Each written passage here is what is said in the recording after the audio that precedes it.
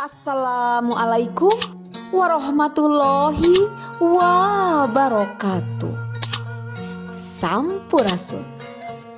Danget ieu simkuring sejak medar dongeng. Kuya ngagandong imahna. Wilujeng ngadangukeun. Zaman baheula pisan aya kuya imah-imah di sisi muara. Ari gawena saban poe ngahuma. Getol ngahuma teh indit subuh datang maghrib. Dina hiji mangsa keur manehna aya di huma. Aya hujan angin gede naker. Tatangkalan loba nu rungkat. Imah kuya oge kaapungkeun muragna brus kaleuwi lap kalem. Sakadang kuya sediheun pisan barang nyampak imah nu geus teu aya teh. Isukna deuk deui ngadegeun imah nu tohaga supaya ulah kabawa deui ku angin. Hiji poe balik ti huma. Tuluy kuya teh masak pikeun dahareun sore. Sabot masak, manehna kacai heula. Keur dicai, manehna nenjok haseup ngelun dina suhunan imahna.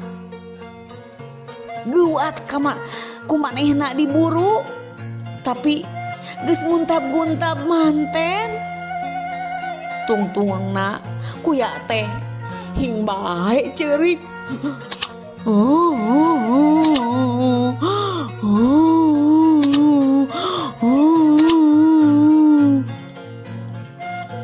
Keur kitu ujug-ujug jual bae monyet kolot anu geus cetuk huis.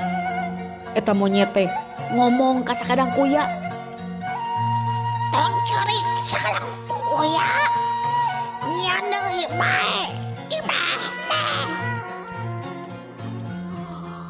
Anu matak sakadang monyet lain sakali ieu bae kacilakaan imah teh. Bari tok deui basa aya angin gede teh ya. Kudu kumaha akalna nya supaya boga imah awet cara batur.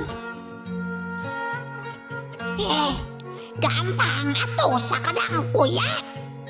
Ngarah imah ulah cilaka mah babawa bae ulah ditinggalkeun. Pak, nyeun deui imah anu alus jeung kuat.